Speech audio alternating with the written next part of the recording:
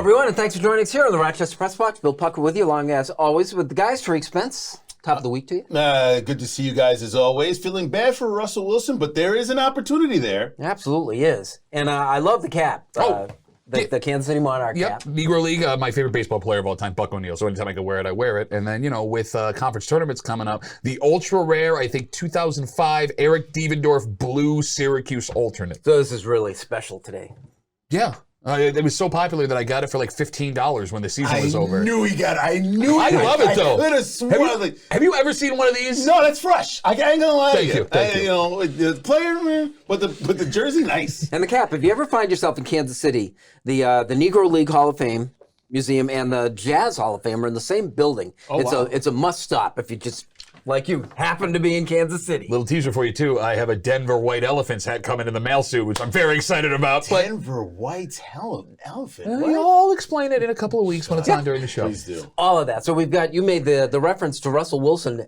What an odd situation. So the Denver Broncos release him, and they're responsible for, I think, $82 million of his next contract. Ouch. So he can sign for minimum wage for somebody and still get the same money. And still get the same value. Listen, the guy in the locker room, I don't want to even go into what ex-teammates have said about him going forward. He's a good individual. He goes to the hospitals. He's a good role model, says the right thing, even after the Broncos got rid of him. Then again, he got paid first. But at any rate, that being said, who would want his knowledge in an NFL uniform next to maybe one of the five starting rookie quarterbacks in the NFL? Oh, I can give you one team. Who's that? The Denver Broncos, who would be in a position to move up and draft. They could have had him there and drafted a quarterback. That's how poorly it went. Don't get me wrong. I hate Sean Payton. We've talked about this on the air before. I despise Sean Payton.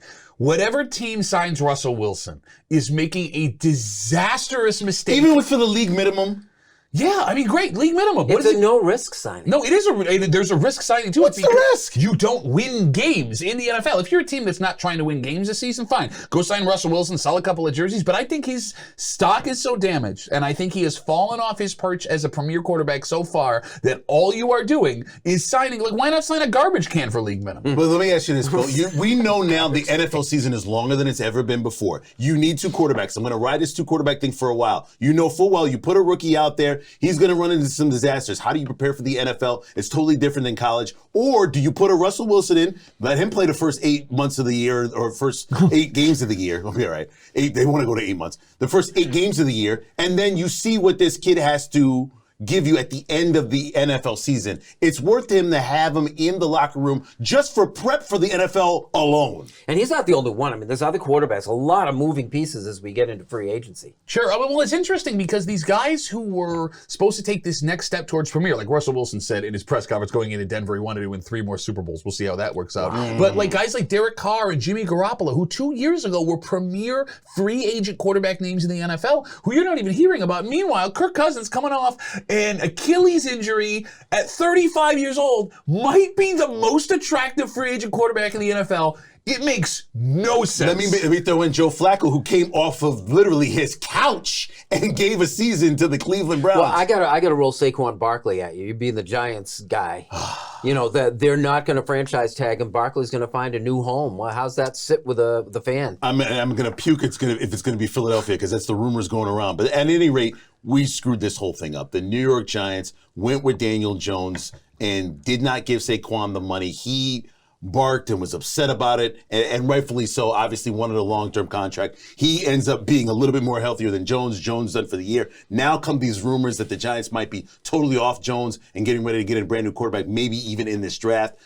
It's a total disaster for two players they thought would work out under the old regime. Now this new regime has to make their new mark. So I hate to see Saquon Barkley go, but he's going to go. No, that's a heck of a place to start. You own up the fact that we don't have the right quarterback and our best player's been released. Yep. You know who's in trouble right now? Is Brian Daboll, right? Like they say the NFL stands for not for long. Where the Giants are going into this next season, compared to where they were his first season. He takes his team that wasn't supposed to do anything, goes to the playoffs with them, and they're on the precipice of doing something remarkable. And now you can make the argument he's coaching for his job this season based on how poor things went last year. If the Giants draft a quarterback, it's all over again. Comes the pressure of Josh Allen in Buffalo to see if Daboll can do that again. This is the Rochester Press Box. We're talking Buffalo Bills next.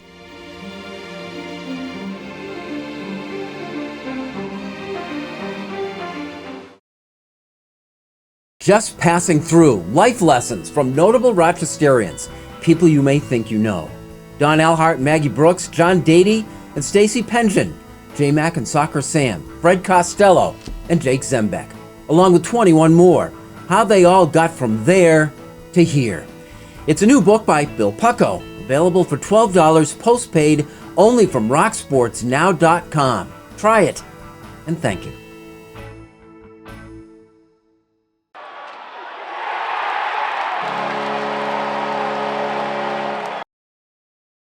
Our NFL pick segment in the Rochester Press Box, brought to you by Connors and Ferris, your trusted and dedicated workers' comp attorneys and official sponsor of the Buffalo Bills.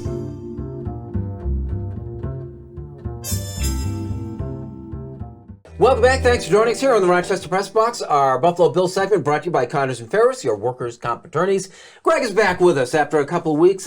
We missed you, man. Thanks for having me back. Sorry I was out. Kind of traveling the world trying to see what the Bills should be doing out there. I got to give credit where credit is due. Scouting. I was at Section 5. I want to thank you, man. You did a great job in representing sort of the class and sportsmanship of what was going on at Section 5. I saw you at Center Court there sponsoring that event. So Connors and Ferris is really all about it. Thank you for that. Thank you. It's near and dear to my heart. Part of my whole life is really based upon high school sports. That's where I really kind of got that catapult in terms of what it means to work hard, sacrifice, discipline, overcoming perseverance. And my high school football coach and basketball coach kind of really taught me those lessons. And so anything we can do to give back to the community so that the kids can have it. And it was a great tournament weekend. It really was. Hey, kick this thing off for us now. Free agency, the Buffalo Bills, it doesn't appear as though there's a lot that they can do. What would you like to see them do, Greg? The interesting thing for me is, the Bills are sticking with, wide receiver 1, Diggs. Davis is gone. But the thing I found interesting about Diggs or with wide receivers for the Bills right now is that Gabe Davis isn't even referenced as one of the top available wide receivers that's out there. And I find that telling because I think the rest of the NFL is seeing what the deficiency was that he had for the Bills in that wide receiver 2 position. Look, he's going to get picked up. He's going to get paid big money. But the demand for him is not as big as everybody thought it might be. It's very simple. Here's your formula. You ready? I'm ready. You draft your wide receivers. You pay your defensive tackle free agents. Like the top defensive tackles in the NFL, the top 5 are out of your price range. The difference between the second tier and the third tier, the expensive versus the affordable, is not that much in the NFL. You take whatever cap you have, spend it on your run stuffers and pass rushers in the middle. You draft your wide receivers, and ideally, you have a 2 and eventually a 1 to take over for Diggs a couple of years from now.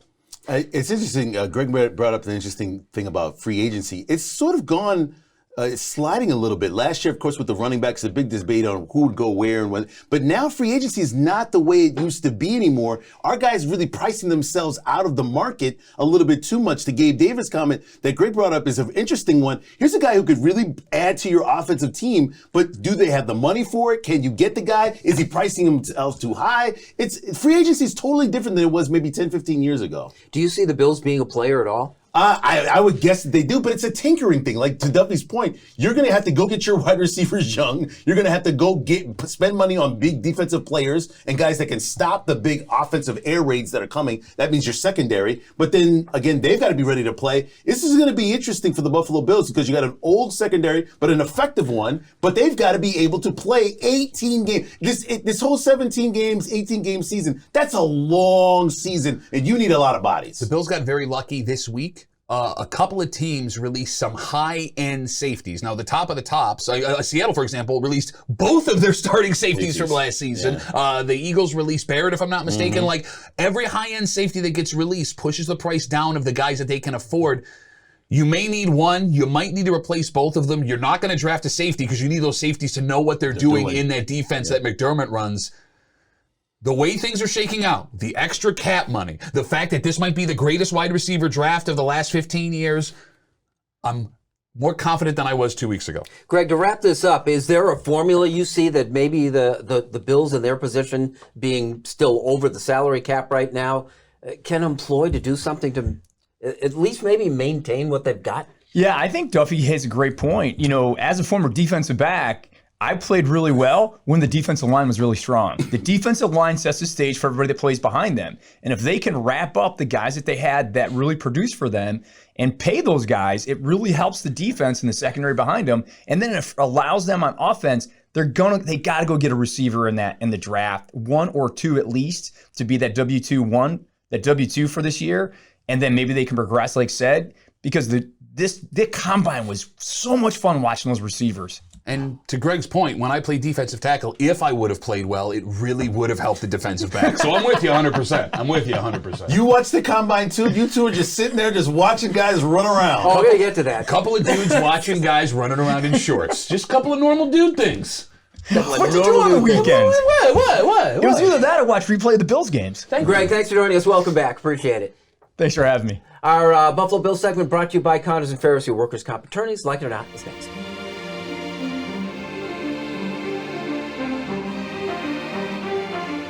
Here's the Press Box Trivia question, brought to you by Market View Liquor, where exceptional customer service meets an extensive selection. Jefferson Road. Channels of the Finger Lakes. They're historic and they're beautiful, and you can tour them. I'm Mike O'Brien, your getaway guy, and I'll take you to them. Just look for the Getaway Guy right now on Facebook.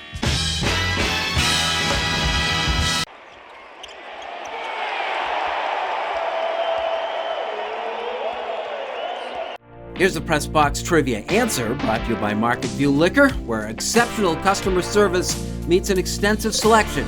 Jefferson Road at 390. Welcome back. Thanks for joining us here on the Rochester Press Box, like it or not. Pat, you made a point last week of telling us you were going to study the combine. What'd you pull out of it? Nothing. It doesn't mean anything. I just like watching. It means nothing. No, look, my favorite part of the combine, 1, is to hear everybody wax about like what matters and what doesn't. And 2, it is the greatest reality show in the history of television, right? Because these, kids that are about to be coming into the NFL, I say kids, some of them are in their mid-20s at this point. They've been preparing for this moment their whole life, and they could have millions of dollars on the line, a difference of 2-3 of a second. What I do find interesting is there are schools that produce combine warriors every single year. Combine warriors. I mean, guys that they look good on tape and they show up in the combine. They even have a record book. Yes, exactly.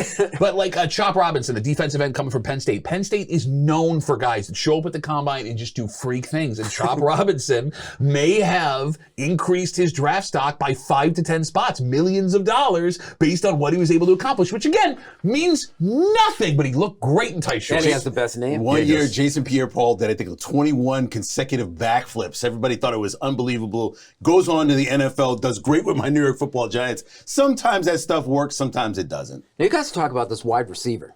Oh, a Worthy? Yeah, from Texas. From Texas? My goodness, 40, unbelievable. Highlights look like they're out of Madden. But will it translate? Depends on the system he goes to. Well, where's he rated?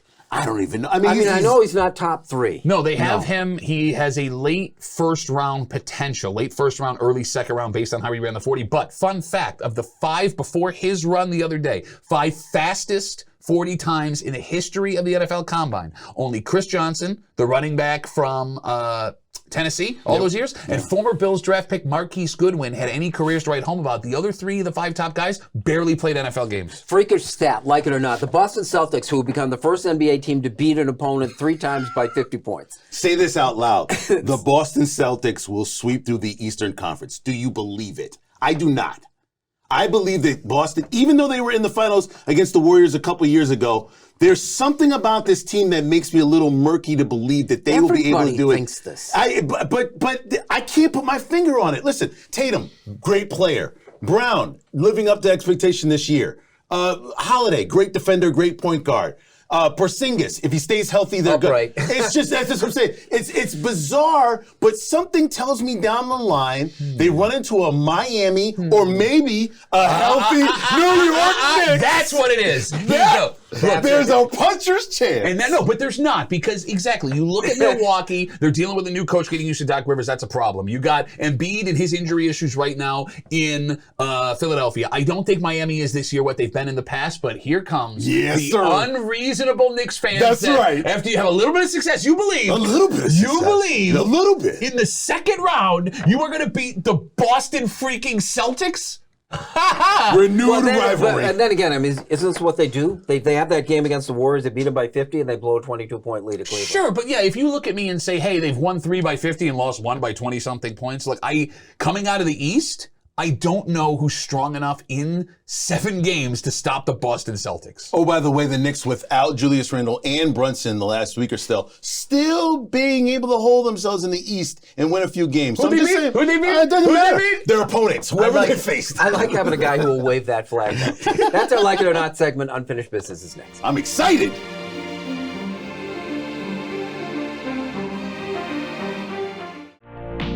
The Press Box Stat of the Week is being brought to you by McArdle's Restaurant in Fairport. Come home to McArdle's. And now to Eichel. He floated one. Unfinished Business is brought to you by Greg the Roofer. Better roof, better price. Better call Greg today. Save time and money on your roof and siding. Call us today for a free estimate. Special financing's available. Visit us online at gregtheroofer.com. Welcome back, and thanks again for joining us here on the Rochester Press Box. Our Unfinished Business brought to you by Greg the Roofer. Start us off, Pat. Syracuse basketball fans don't want to hear this, but what has gone on this season was the best possible thing that can happen to that program. You're doing things without your legendary coach, but you got a problem. Because if Syracuse came out and was too successful, well, then you can argue that Jim Boeheim was causing problems for the last 10 years, sticking around and mucking things up with the program. But if they were terrible, then you have the argument, well, you let Jim Boeheim go, and that's why the program isn't performing to what it is. Syracuse, I believe, as we tape this, is 20-11. On Tuesday night, they lost a really rough game to Clemson in Clemson. And if they're going to make the NCAA tournament, it looks like they're going to have to win the ACC tourney, which is not likely. But to have the wins that they've had, the performance that they've had in the ACC, all while having to dismiss one of their best players mid-season, it's the best thing you could have wanted. You don't step on Boeheim's legacy, and 5-10 years from now, no one's going to remember how bad things were for the last couple of years. And you're building on something here. You're showing recruits that there is something you can come and play for in Syracuse, not just some old coach, but a legitimate culture that has survived all the things that went bad. Sure, it's going to stink, most likely not watching Syracuse play in the tournament, but taking that this year for what potentially builds over the next 5 is what you were looking for. You can say what you want about sports, but Caitlin Clark is a needle mover. I'm at the gym, literally walking by, hardly get a chance to watch ESPN or any highlights, yet she's on the screen, playing against a team, beating them by 40 points. And it was in the third quarter, yet she's still shooting, which means there's a tension on women's basketball. Listen, I grew up in an era where Dawn Staley was playing, not coaching. Cheryl Swoops was one of the best players in women's basketball. I've been watching women's basketball for years, on and off. But I will tell you this is not about just women's basketball. This is about watching a player perform at a very high level consistently. What does the NCAA women's basketball want? Her to be on every single game or in every single game before the tournament gets there. I would say this, remember, sports is what we watch and what we love. We love to see greatness. We don't care who it comes from or how it's performed. We want to see the best of the best take on the best of the best and performers who are marketed to go out there and perform. That's exactly what she does. If she does it during the tournament, wins the championship, everybody will be happy, and whatever team she's drafted to, they'll gravitate towards her and increase their sales. But this is all about marketing. They need Caitlin Clark to draw people in who are interested. I was interested last year and watched the championship game. So did many others, setting streaming records. So basically, understand this. You can hate or celebrate, but this creates some streaming ratings. When I began my broadcast career back in 1975, I had 2 modest goals, although they didn't seem that modest at the time. The first was to someday make $30,000. The second was to be paid to cover baseball spring training in Florida. Happy to report I achieved both. That first paid trip south was eventful. Cal Ripken was on the Rochester horizon, and everybody knew he was going to be a star. It was 1981. A parade of prospects passed through the auditioning stage of their careers over the next 30 years in places like Miami, Sarasota, and Fort Myers. Guys like Mike Messina, Justin Morneau, and Aaron Hicks. And maybe this year, highly touted outfielders Dylan Cruz and James Woods will play here. But Cal was the realest of all the real deals. I got really lucky to see him play for the Rochester Red Wings. By then, an annual baseball trip to Florida was a long-standing tradition. There never seems to be any sense of urgency. But there is. Father Time catches athletes faster than any other occupation. The fresh new faces up from the minor league facility in their annual push to make an impression, to put the heat on the aging veteran trying to hold on to a career that will ultimately slip through his hands. It's where Mickey Mantle in 1969 and countless others since realized they just couldn't play anymore. And those new faces, 10 years hence, they'll find the cleat on the other foot. Spring training, where they're all playing the game in microcosm, the game of life. That is our Unfinished Business, brought to you by Greg the Roofer, and that's our show. Wait a minute. Did you make $30,000? Who do I talk to about making $30,000? Wait, who makes $30,000? Yeah, we got two media guys here. You're going to brag about $30,000? Come on, that's nothing these days. Yeah. Help me, I'm poor. All right, now I feel better about myself. Thanks for joining us. We'll see you next week on the Rochester Press Box. Did I miss something? $30,000 is just about minimum wage now, isn't it? So it's $2,000 above the American poverty line. Yeah.